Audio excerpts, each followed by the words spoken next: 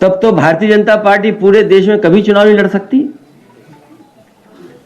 अगर इस तरह के पीआईएल किए जाए और भारतीय जनता पार्टी से स्पॉन्सर्ड पीआईएल हो तो भारतीय जनता पार्टी तो चुनाव लड़ ही नहीं सकती थी। क्या मुख्यमंत्री जी ने जो अपना एफिडेविट लगाया है उन पे क्या कम धाराएं हैं? जो डिप्टी सीएम है उन पे कम धाराएं हैं? जो अभी जानकारी मिली है सबसे ज्यादा आपराधिक मामलों में कोई विधायक अगर विधानसभा में पहुंचे हैं तो भारतीय जनता पार्टी ने पहुंचाए हैं। और हमने आपने खुलेआम देखा है सांसद विधायक में कितनी मार पिटाई हुई और वो भी गिने गए। रोक करके टीवी के लोगों ने दिखाया कि देखिए गिनिए 1 2 3 4। तो इनकी तो पार्टी की मान्यता पहले ही रद्द होने जानी चाहिए। क्या मुख्यमंत्री जी पे जो मुकदमे हैं उन मुकदमों को देख करके क्या भारतीय जनता पार्टी को नहीं ये फैसला लेना चाहिए था? और वो तो भारतीय जनता पार्टी के सदस्य ही नहीं थे।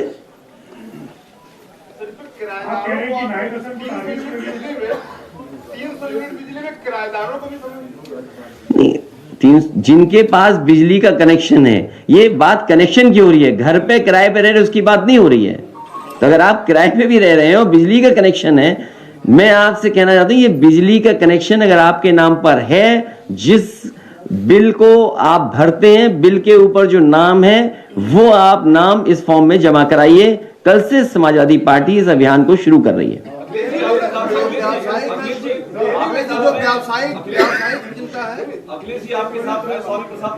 नहीं, मैं पहले इनका सवाल ले रहा हूं।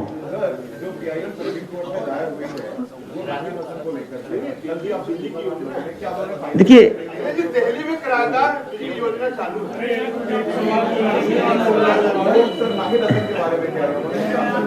देखिए जो समाजवादी पार्टी के ऊपर कई लोगों पर झूठे मुकदमे हैं और इतने झूठे मुकदमे हैं जिसकी आप कल्पना नहीं कर सकते। हमारी पार्टी के कई नेताओं पर, पार्टी के वरिष्ठ नेताओं पर लगातार भारतीय जनता पार्टी की सरकार में झूठे मुकदमे लगाए गए। मैंने कई बार प्रेस कॉन्फ्रेंस में इसका उदाहरण दिया कि एक जिला अधिकारी जो रामपुर के थे, वो आउट ऑफ स्टेट से आए थे, उन्हें अपना एक्सटेंशन चाहिए था। उन्होंने सरकार की पूरी मन मर्जी के साथ काम किया और न जाने कितने मुकदमे लगाए रामपुर में। एक आईपीएस एक दूसरे आईपीएस पर आरोप थे और इस बात का आरोप था, ये कोई पॉलिटिकल पार्टी का आरोप नहीं था। एक आईपीएस दूसरे आईपीएस पे आरोप लगा रहा था कि पैसे से पोस्टिंग हो रही है, पैसे से ट्रांसफर हुआ है। उस आईपीएस की जांच खत्म करने के लिए रामपुर भेजा गया। समाजवादी पार्टी पे पिछले 5 साल में सबसे ज्यादा झूठे मुकदमे अगर किसी ने लगाए तो भारतीय जनता पार्टी ने लगाए और उसी कड़ी में नाहिद हसन भी आते हैं। अखिलेश जी, आपके साथ में आज स्वयं प्रसाद मौर्य के साथ में ये अब्दुल्ला आजम मौजूद है। अब्दुल्ला आजम की मौजूदगी यहाँ पर किस बात का संदेश देती है? इसका मैसेज क्या है, पॉलिटिकल मैसेज का? आपको क्या लग रहा है? ये तो आप बताएंगे। समाजवादी पार्टी के सभी नेता सदस्य यहाँ बैठे हैं। हमारे बाईं तरफ अब्दुल्ला है और उनके बाईं तरफ वो हैं जो यूथ नया हमारे समर्थन दे रहे हैं। पर अभी ये जेल से रिहा होकर के आए हैं, काफी दिन जेल में रहना पड़ा, तो उसके बारे में कुछ आप कहेंगे? क्या कोई अन्याय? ये लड़ाई लगातार लड़नी पड़ेगी। इनको फंसाने में कांग्रेस बीजेपी दोनों एक थे। कांग्रेस भी थी, आप जानकारी कर लीजिए। इसलिए मैं चाहूंगा कि अगर बिजली पर रहेंगे तो ज्यादा आप जनता की मदद कर सकेंगे और मदद कर पाएंगे, क्योंकि मुझे लगता है कुछ साथी ऐसे हैं वो भी बिजली के कारखाने का नाम नहीं रटे हैं अभी तक। बताइए।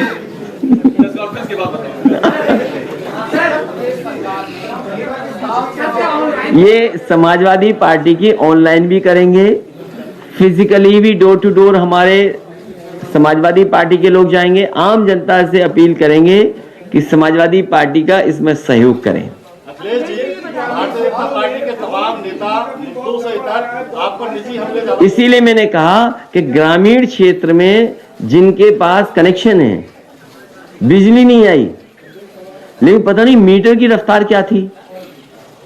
और अगर अभी, और हाँ, ये बहुत अच्छी जानकारी दी इन्होंने, सरकार ने पिछले कुछ महीनों से बिजली का बिल नहीं भेजा है लोगों को। और बिल इसलिए नहीं भेजा है कि सरकार को यह पता है कि बिजली के बिल बड़े बड़े पैमाने पर लोगों के जाने हैं। जिन्होंने बिजली नहीं ली, जलाई नहीं, मीटर नहीं चले, उन पे हजारों के बिल आ रहे हैं। सरकार ने जानबूझ करके बिजली के बिल नहीं भेजे, क्योंकि बिजली का बिल भेज दिया तो जनता ऐसा करंट मारेगी, इनको इतना करंट लगेगा कि इनकी जमानतें जब्त हो जाएंगी। अखिलेश जी, पहले हमारा कार्यक्रम ये चल रहा है 300 यूनिट का फ्री, और बिजली का उत्पादन उत्तर प्रदेश में कैसे बढ़े। अखिलेश जी, भारतीय जनता पार्टी के तमाम नेता हिंदी की बात कम कर रहे हैं, आप पर निजी हमले ज्यादा बोल रहे हैं। कौन? प्रदेश अध्यक्ष ने कहा है कि हाथ में गन लेने वाले आज अन्न लेकर हाथ में, और कौन कह रहा है? स्वतंत्र देव सिंह। उनका जवाब हमारे प्रदेश के अध्यक्ष देंगे। जो प्रदेश अध्यक्ष हैं उनका जवाब देंगे। और अगर उन्होंने अन्नदाताओं को आतंकवादी कहा, कौन नहीं जानता कि अन्नदाता को आतंकवादी नहीं कहा भारतीय जनता पार्टी के लोगों ने, तो फिर आतंकवादियों को अन्न क्यों खाते हैं? खाना छोड़ दें। और कम से कम भारतीय जनता पार्टी के लोग ये बताएं, किसी बात को कहने से पहले क्या उन्होंने अपने संकल्प पत्र में नहीं लिखा था कि 2022 तक किसानों की आय दोगुनी हो जाएगी? अभी भी जब चुनाव में जा रहे हैं, बहुत सारे चीनी मिलों ने किसानों के गन्ने का भुगतान नहीं किया है।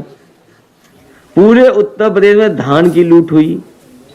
पूरे उत्तर प्रदेश में जिन किसानों की फसल का नुकसान हुआ, चाहे ओलावृष्टि से या किसी कारण या जानवर से। इंडिया टीवी हर वक्त हर जगह डाउनलोड करने के लिए सर्च करें India TV news Google play store या ऐप स्टोर पर।